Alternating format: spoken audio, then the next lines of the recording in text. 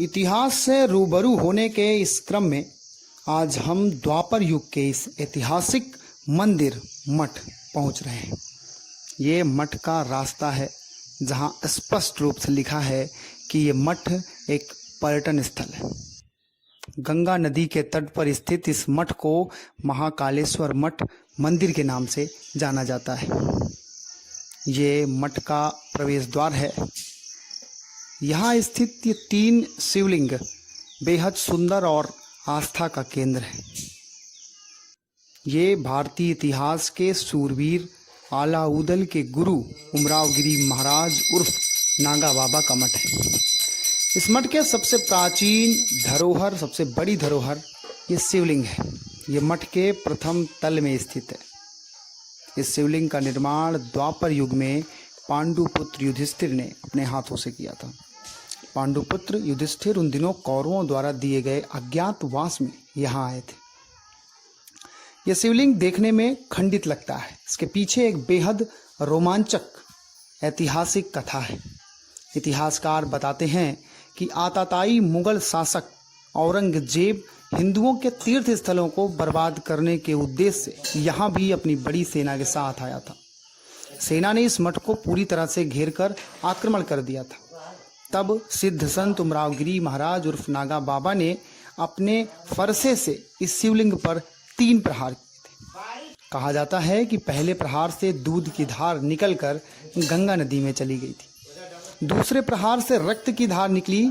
ये देखकर भी औरंगजेब की सेना जब पीछे नहीं हटी, तब अपने आराध्य शिव का ध्यान कर नागा बाबा ने जब इस पर तीसरा प्रहार किया तो उससे निकली असंख्य मधुमक्खियों ने औरंगजेब की सेना पर हमला कर दिया, जिससे सेना पार न पा सकी और भाग खड़ी हुई। जिसके बाद मुगल शासक औरंगजेब ने नागा बाबा से आशीष ले शिवलिंग पर मत्था टेक इस मठ और मठ की संपत्ति को नुकसान पहुंचाने का विचार तक त्याग दिया था। नागा बाबा के बारे में बताया जाता है कि सिद्ध पुरुष नागा बाबा इस जगह इन सीढ़ियों से उतरकर गंगा नदी के उस पार जाकर अपने नित्य कर्मों को पूरा करते थे और माँ गंगा उन्हें स्वयं स्थान देती थी, उनके लिए रास्ता बनाती थी। ये गुफा रूपी एक कमरा है जो पूर्ण काल में पहले एक गुफा ही थी, जहाँ नागा बाबा महाराज ध्यान करते थे। इस गुफा में नागा बाबा ध्यान करते थे। इस स्थान पर नागा महाराज भस्म लगाकर अपने आराध्य शिव का ध्यान करते थे। ये वो पलंग है जिस पर नागा महाराज आराम करते थे। सामान्यतः 4 पायों की तख्त ही देखने को मिलती थी, लेकिन इस तख्त में 6 हाथी दांत के पाए हैं।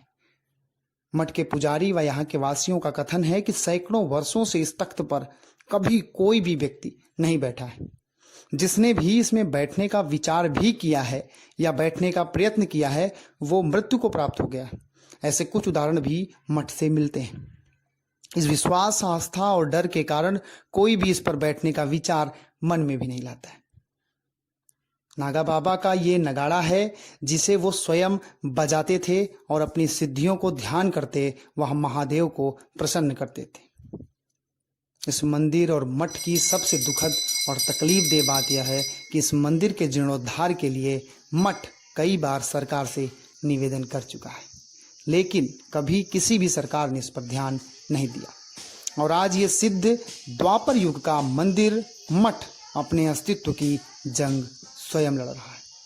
यहाँ बने इस शिव मंदिर की स्थिति स्वयं सब कुछ बयां कर रही है। इन दिनों मंदिर के पुजारी चंदा इकट्ठा कर इस मंदिर को बनाने का, बचाने का प्रयास कर रहे हैं। यह पर्यटन स्थल उत्तर प्रदेश के कौशाम्बी जनपद के कणाधाम कस्बे में स्थित है।